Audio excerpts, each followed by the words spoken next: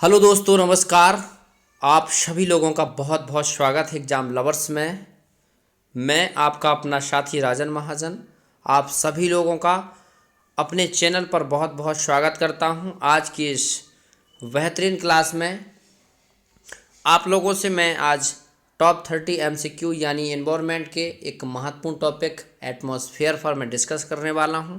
और उससे पहले आप समझेंगे कि एक हमारे भारतवर्ष के लिए एक आज बहुत बड़ी दुखद घटना यानी हमारे देश की स्वर कोकिला भारत रत्न लता मंगेशकर जी का आज 92 ईयर में निधन हो गया। ये पूरे भारतवर्ष के लिए एक बहुत बड़ी क्षति है और साथ ही साथ अपने स्वर और अपने एक सादा जीवन की एक अवधारणा के साथ लता मंगेशकर जी ने जो अपने आयाम स्थापित किए, साथ ही साथ अपनी विभिन्न प्रकार की भाषाओं में जो संगीत दिया वो अकल्पनीय है, यानी जिसकी कल्पना नहीं की जा सकती। और साथ ही साथ सदी में एक किताब में मैंने पढ़ा था कि कभी कभी ऐसे लोग पैदा होते हैं, चाहे हमारे सचिन तेंदुलकर हों, चाहे हमारी लता मंगेशकर जी हों, और साथ ही साथ चाहे बाहुबली जैसी फिल्म। ये एक महज संयोग होता है कि इस पृथ्वी पर मानव के रूप में एक महान दैवी रूप धारण करके ऐसे महान लोग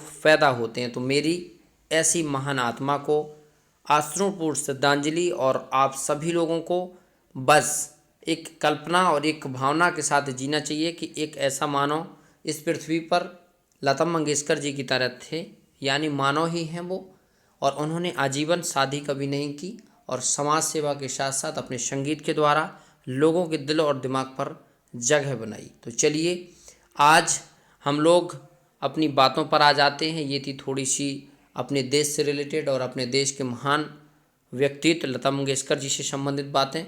किसी दिन मैं एक पूरा ओरिएंटेड वीडियो बनाऊंगा और इस पर उनके जीवन से संबंधित विभिन्न प्रकार की घटनाएं, विभिन्न प्रकार की जीवन की शैलियों पर मैं चर्चा करूंगा। अभी हम लोग प्रश्न पर आते हैं। फर्स्ट प्रश्न है बहुत महत्वपूर्ण प्रश्न। एक एक प्रश्न आपके जो 20 प्रश्न हैं, बहुत जल्दी हम लोग फटाफट इनको समझेंगे और सभी प्रश्न एग्जाम में आपके आने की इनकी ऐसी संभावना रहती है। और साथ ही साथ जो प्रीवियस एग्जाम आज तक आपके हुए हैं उनमें इस प्रकार के प्रश्न पूछे गए हैं। तो चलिए एक एक प्रश्न पर आप लोग ध्यान कंसल्ट करेंगे। विश्व यानी जो पूरा वर्ल्ड है, वर्ल्ड में एक ऐसा मंडल, वायुमंडल, जिसको एटमॉस्फेयर बोलते हैं, और उस एटमॉस्फेयर में सबसे अधिक कौन सी गैस पाई जाती है ये आपको बताना है। 4 आपके ऑप्शन हैं। तो आप जानते हैं कि जो वायु का संगठन या देखें तो उसमें 98% के एबव आपकी जो गैस होती है वो होती है नाइट्रोजन, और उसके बाद आपकी ऑक्सीजन, और उसके बाद आपकी ऑर्गन, और साथ ही साथ कार्बन और अदर गैसेस। तो हम लोग इसमें डिस्कस कर सकते हैं कि सबसे ज़्यादा कौन सी है।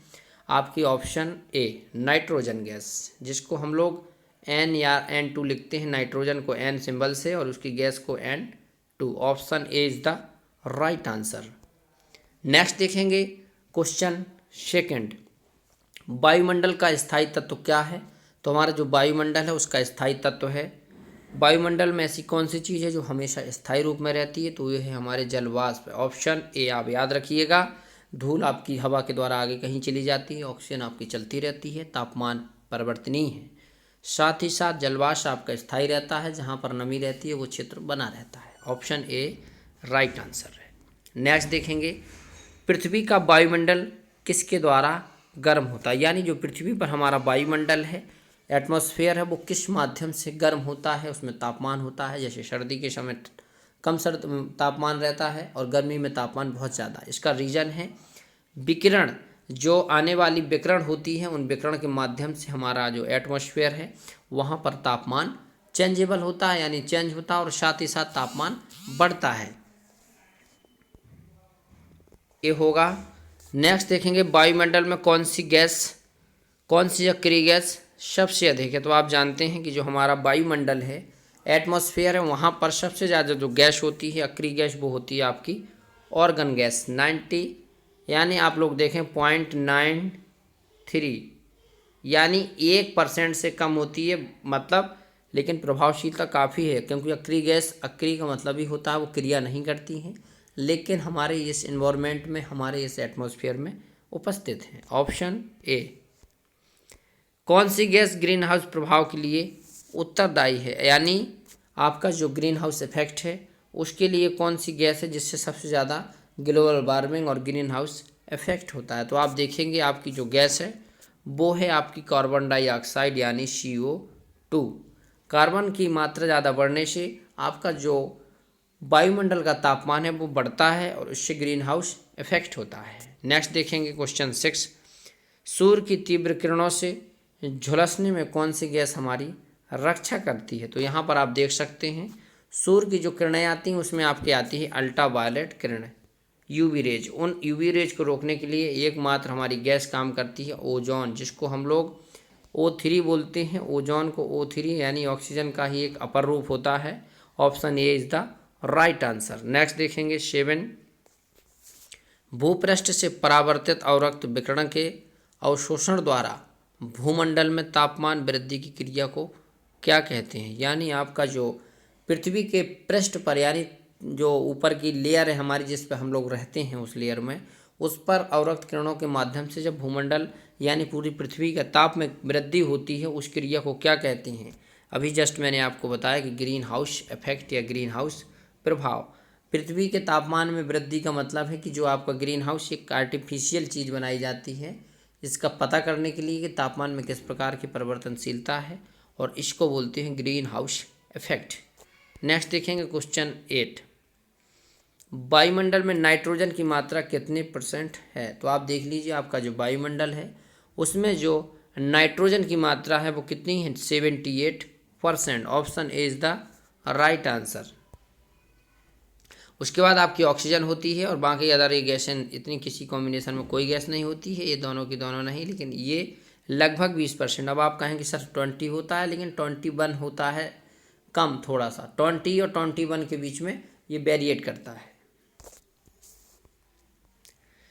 क्षोभ मंडल की धरातल से ऊंचाई कितनी है। यानी क्षोभ मंडल जो सबसे नीचे मंडल है जिसको ट्रोपोस्फीयर कहते हैं, इस ट्रोपोस्फीयर की औसत ऊंचाई जो आप देखें तो वो कितनी है, 14 किलोमीटर, कहीं कहीं 8 किलोमीटर और कहीं कहीं 18 किलोमीटर। इसी वजह से इसकी एवरेज मानी गई है 14 किलोमीटर। ऑप्शन ए आप समझेंगे, option A is the right answer. किस मंडल को संवाहन मंडल कहते हैं, संवाहन, जहाँ पर संवाहनी धारा चलती हैं और साथ ही साथ जहाँ पर मौसम संबंधी बहुत सारी घटनाएं होती हैं उसको बोलते हैं संवाहन मंडल। क्षोभ मंडल को संवाहन मंडल कहा जाता है, आप याद रखिए संवाहन मंडल आपका क्षोभ मंडल है। नेक्स्ट देखेंगे क्वेश्चन 11, पृथ्वी के वायुमंडल का सबसे अधिक घनत्व कहाँ पर है। यानी जो पृथ्वी का वायुमंडल है उसका सबसे अधिक घनत्व आपका कहाँ पर है, आप देख सकते हैं वो आपके क्षोभ मंडल में, क्योंकि यहीं पर लगभग आपका 32 किलोमीटर के एवरेज में आपका 90% से एवं 99% आपका जो वायुमंडल है वो फैला हुआ है। तो option D is the right answer. Next देखेंगे वायुमंडल में दैनिक मौसम परिवर्तन किसके कारण होता है। अब आप देखेंगे दैनिक मौसम परिवर्तन किसके कारण होता है, ये मौसम संबंधी घटना, ये सभी प्रकार की घटनाएं आपके ऑप्शन सी क्षोभ मंडल के कारण इस प्रकार की सब घटनाएं होती हैं। मौसम, दिन रात का परिवर्तन होना, तापमान, धूल, आंधी, बारिश, भूकंप, ये सभी, सॉरी भूकंप नहीं, भूकंप आंधी, भूकंप तो हमारे धरती में आता है। नेक्स्ट देखेंगे ओजोन परत कहाँ स्थित है। यानी जो ओजोन लेयर होती है वो कहाँ पर उपस्थित होती है ये आपको बताना है। 4 यहाँ पर आप देख सकते हैं ओजोन। तो देखिए ओजोन से तो सीधे आप लगा ही देंगे ओजोन मंडल, लेकिन ये प्रश्न थोड़ा डिस्प्यूट हो जाता है, कभी कभी ओजोन मंडल नहीं दिया होता है तो आप आंसर मारिएगा समताप मंडल, उसी से एक जोन बनाया गया है ओजोन मंडल। नेक्स्ट देखेंगे क्वेश्चन 14, 14वां प्रश्न आपका समताप मंडल में ओजोन परत का क्या कार्य है। यानी आपका जो स्ट्रेटोस्फीयर है उसमें ओजोन लेयर की क्या भूमिका होती है इस पर आपको बताना है, और उसका ओवरऑल काम आप जानते हैं कि आने वाली पराबैंगनी किरणों को भूमंडल पर रोकना, यानी पृथ्वी पर आ ना पाएँ और उससे हम लोगों की सुरक्षा हो सके। नेक्स्ट देखेंगे क्वेश्चन 15, दीर्घ रेडियो तरंग पृथ्वी के किस भाग से परावर्तित होती हैं। अब आपको मैंने एक दिन समझाया था बहुत बढ़िया से, जो लोग क्लासेस में रहते होंगे वो ज़रूर जानते होंगे। पृथ्वी में जो रेडियो तरंगें हैं वो सभी घटनाएं आपकी होती हैं आयन मंडल में। कारण समझ लीजिए, आयन का मतलब बहुत सारे आयन संयुक्त अवस्था में यहाँ पर गति करते रहते हैं और यहीं से ट्रांसफॉर्मेशन होता रहता तरंगों का सैटेलाइट के माध्यम से। Option B is the right answer. Next देखेंगे 16, वायुमंडल में कौन सा रसायन ओजोन स्तर के अवक्षय का कारण है। एक बहुत बड़ी घटना है, यदि हम लोग एनवायरनमेंट में हैं तो एनवायरनमेंट को बचा के रखना और उसमें होने वाले बहुत सारे कारणों को जानना बहुत ज़रूरी है। उसमें ओजोन लेयर की जो लेयर डैमेज हो रही है उसको रोकने के बहुत सारे उपाय हैं। उसमें एक तत्व आता है, एक कंपोनेंट आता है, उसको बोलते हैं CFC यानी क्लोरोफ्लोरोकार्बन। CFC आप याद रखिएगा, क्लोरोफ्लोरोकार्बन ओजोन स्तर के अवक्षय यानी ओजोन की जो लेयर है उसको कम करने का काम करती है। और CFC का प्रयोग लगभग भारत में अब कम ही होता है और यहाँ से HCFC का प्रयोग होता है या HFC का प्रयोग होता है। नेक्स्ट देखेंगे क्वेश्चन 17, वायुमंडल के किस भाग में जलवाष्प की कुल मात्रा का 90% भाग विद्यमान रहता है। अब आप वायुमंडल में बताइए कि जलवाष्प की मात्रा सबसे ज़्यादा कहाँ होगी, तो आप सीधी सी बात लगा सकते हैं कि जलवाष्प आपके ज़्यादातर नीचे क्षोभ मंडल में होगी। क्यों? क्योंकि यहीं पर लगभग 32 किलोमीटर तक 99% एनवायरनमेंट आपका फैला हुआ है। 18वां प्रश्न, वायुमंडल का कौन सा भाग रसायन मंडल के नाम से जाना जाता है। तो आप याद रखिएगा, जहाँ पर बहुत सारे आयन होंगे और ये आयन कोई ऋणात्मक या कोई धनात्मक होंगे, ये आपस में मिलेंगे तो कहीं ना कहीं ये कोई रसायन बनाएंगे या फिर कोई कंपोनेंट बनाएंगे और इसी वजह से इसका नाम पड़ गया आयन मंडल। याद रखिएगा, option B is the right answer. Next देखेंगे 19, हवाई जहाज़ उड़ने के लिए कौन सा मंडल उपयुक्त है। यानी हवाई जहाज़ आपको उड़ाना है, आप देख लीजिए किस मंडल में आपकी उड़ान अच्छी रहेगी। तो ऐसे तो कहा जाता है कि आप समताप मंडल में, और ये उसके लिए काफ़ी अच्छी मानी जाती है। वैसे ज़्यादातर जो यान होते हैं वो क्षोभ मंडल पे चलते हैं। तो यहाँ पर आप देख सकते हैं कौन सा इसका आंसर होगा। उड़ने के लिए कौन सा मंडल उपयुक्त है, यानी जो उपयुक्त उड़ने के लिए है, उड़ते तो हैं वैसे तो हम मान सकते हैं क्षोभ मंडल, बट कभी कभी कन्फ्यूजन हो जाता है, समताप मंडल भी हम लोग क्लिक कर देते। तो इसमें क्वेश्चन में जो डाउट है उसको सॉल्व करना है, कौन सा मंडल उपयुक्त है उड़ने के लिए। तो उड़ने के लिए आपका क्षोभ मंडल उपयुक्त है। वायुमंडल की निचली परत क्या कहलाती है। देख ली, ऊपरी परत एक होती है निचली परत। और किसी चीज़ की निचली परत का मतलब आप समझेंगे, निचली का मतलब इस प्रकार से सीक्वेंसली ऐसे, क्षोभ मंडल, समताप मंडल, मध्य मंडल,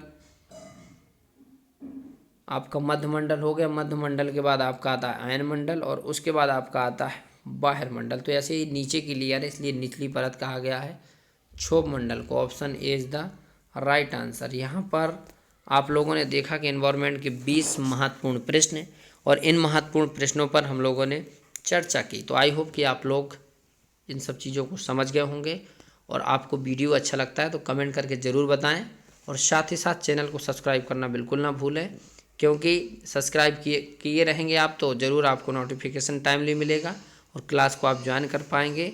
इस प्लेटफॉर्म पर मैं आपको बहुत सारी ऐसी चीज़ें प्रोवाइड करता हूँ जो एग्ज़ाम ओरिएंटेड और कम से कम समय में ज़्यादा पढ़ा जाए। जुड़ने के लिए आप सभी लोगों का बहुत बहुत धन्यवाद।